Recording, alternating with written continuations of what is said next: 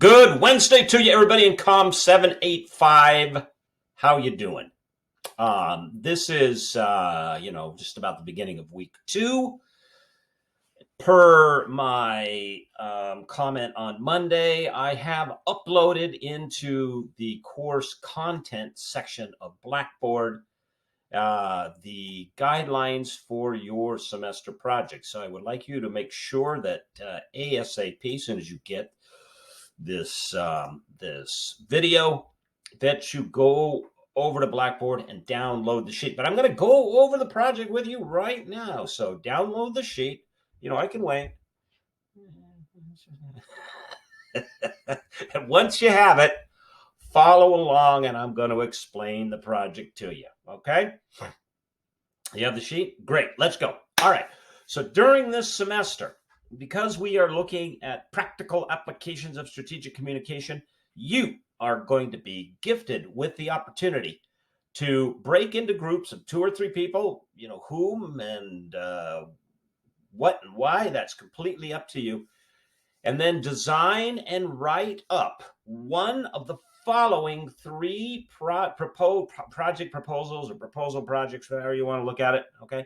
Number 1, either a PR plan, public relations plan. Number 2, a social media marketing plan. Or number 3, a fundraising plan for a not-for-profit. Which one of those you want to pick is completely up to you. And then you are going to execute on your choice in 2 phases. Number 1, number 2. Each of these phases will have a different deadline, and they each have a point value. Let's go through them very quickly. Phase number 1.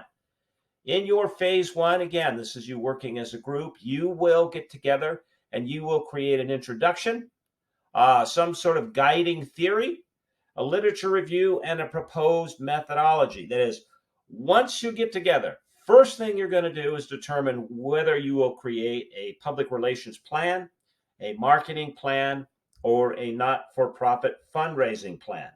All right. After you decide which of those 3 areas you want to work in, then you will decide, are you going to design a plan for an existing entity, an existing corporation, an existing not-for-profit, or are you going to design a plan for a corporate, an incorporated entity that does not exist, but in your considered opinion should exist? So for example, let's say that you decide as a group that you're going to write up a not-for-profit fundraising plan, okay?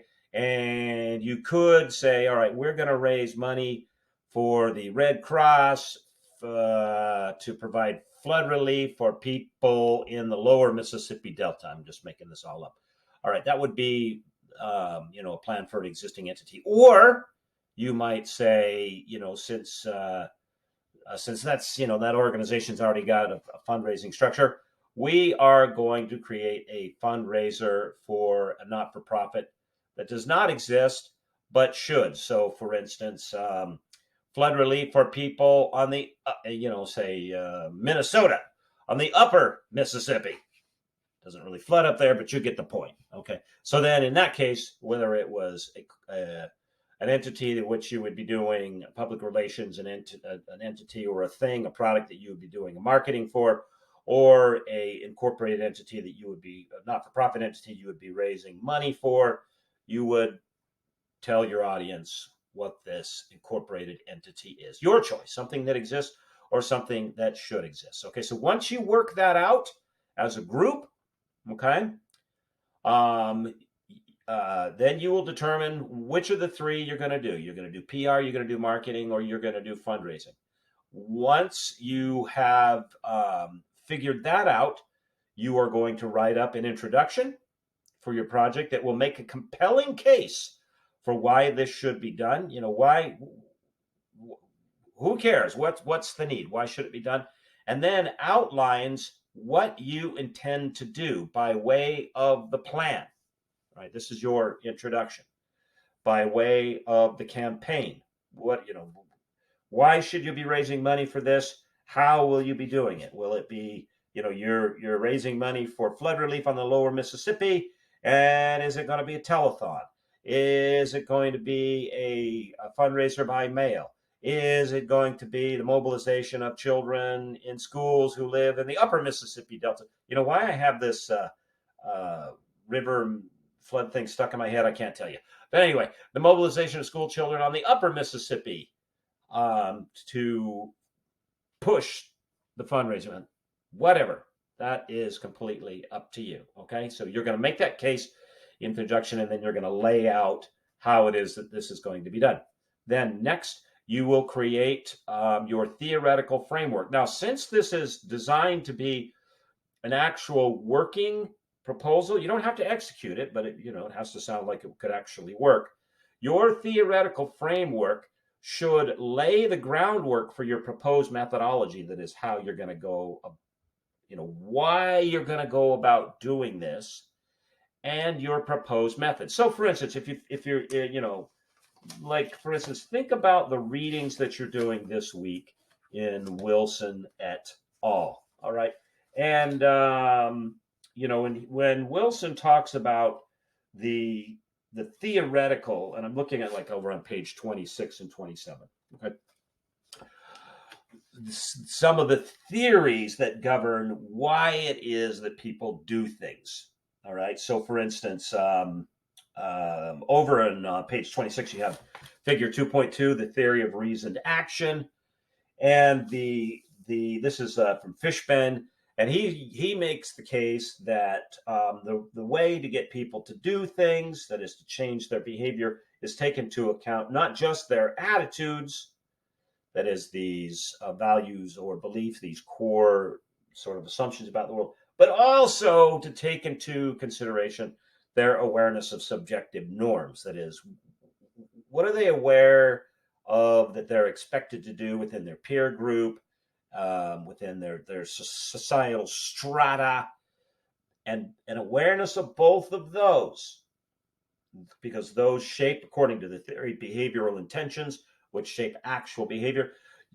An awareness of those should inform how you would go, if you were using that methodology, should inform how you would go about executing your campaign. And I want you to explain this to the reader, saying, okay, you could say something like, if you're going to use this as an example, you're going to say, okay, we're using the Fishben theory of reasoned action, which states blah, blah, blah, blah, blah. And therefore, in our public relations campaign, we are going to address, depending on what it is that you were, let's stick with not-for-profit. In our fundraising campaign, we are going to address subjective norms of being a good neighbor to those who are downstream from you, if that's a subjective norm. I got no idea. But anyway, all right? So this is what I mean about writing a methodology and proposed method for the execution of your project. All right, that's phase one. Okay, there's no minimum length for this. I'm not requiring a certain number of pages, but it must contain all of those three elements and the determined first element in completed form. No draft work, please. Now, this phase one is due during the residency portion of the class, that is June 15th and 16th, and we're going to, when I say we, I mean you. You're going to present these to each other and pass them around for comment, correction, and refinement, all right? And that portion of the project is worth 50 points. Now, the whole 150 points, 150 points, 150. The entire project is worth 300. That is a third of your grade, which is typically how they've tagged your attendance at residency. That is, it comprises about a third of your grade. So although there'll be part of this project that you will complete after residency, the input that you get there will be absolutely essential for this to come out well. Okay, so that's phase one. Phase two, after we meet in Regent and we spend some time together and we kick these proposals around, then you'll continue to work in groups in which you will develop a budget, a timeline, deliverables, and a short presentation for your project. All right, so you're going to create a budget and corresponding timeline for your proposed project. What are the various elements? How much are they going to cost?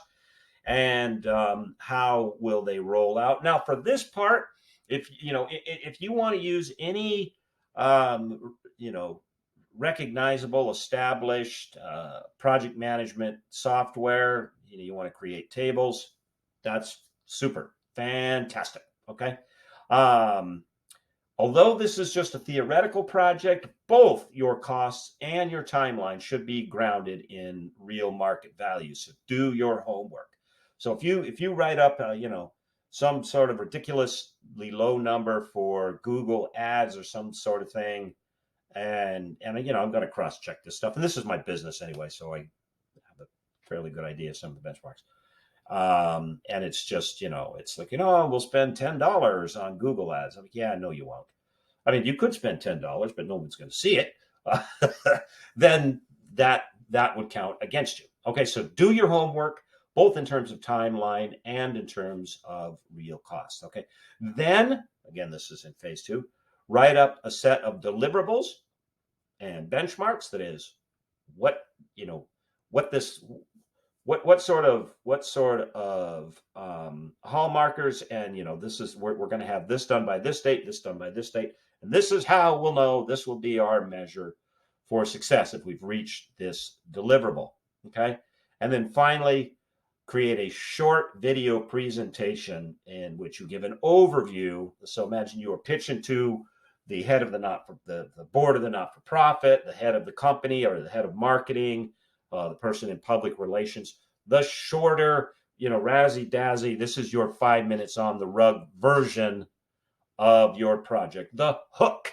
Okay, now in creating this phase 2, or even in phase 1, I would encourage you to I encourage you to look at chapters 10 through 14 in Wilson et al. That is the Strategic Communications Handbook, right here. But of course, you may reference any other reputable source material to help you answer questions about how you do a budget or a timeline, or how you explain in language that non-academics could understand what this methodology is and why it is driving the method of your execution, et cetera, right? This second part is also worth 150 points for a total of 300 points for the entire project. That is a third of your grade. All right. How will you be graded and evaluated? Well, I'll grade phase 1 and phase 2 of your projects primarily on their content and organizational quality. Do I understand what it is you're going to do? Do I understand why anybody should care? Is it a reasonable timeline and cost projection? All of these sorts of things, but I will pay particular attention to your writing. Now, in the introduction and in the methodological section and all the stuff, use APA. That is in terms of how you reference text. Use the parenthetical note. Okay. But I will pay particular attention, sorry for the redundancy, to your writing, elements of logical argument, contextualization, grammar, spelling, punctuation, all of that stuff. And in fact, I think it's chapter 14 or 15 in Wilson et al. that gives you the lowdown, the rundown. Yeah, it is chapter 14 about how to pitch and hook a project. That is actually how to land it. And you'll read in that chapter the emphasis, the necessary emphasis on making sure that everything is polished and finished and free from mistakes. Because again, when we make mistakes in our writing and in our formalized communication, it doesn't mean that we're knuckleheads, right? Mistakes happen. But what it does do is change the conversation in the mind of your reader, the mind of the receiver, which you don't want. You don't want them thinking about something else. You want them thinking about why it is that it's important to raise money for X, Y, and Z, or why this needs a public relations campaign, or what you're going to be marketing. That's what you want them to be thinking about. Okay? All right, everybody. If you have any questions, please email me. I encourage you to get crack-a-lacking on this right away. Okay? And think about which of the 3 areas you want to work in, and then start picking a topic. I'll tell you what I'll do. I will throw up a section in Blackboard in which you can write up and post your topic, so you get some feedback from others, and you get an okie dokie from me. All right, everybody, have a great week, and I will see you again on Blackboard. Bye-bye.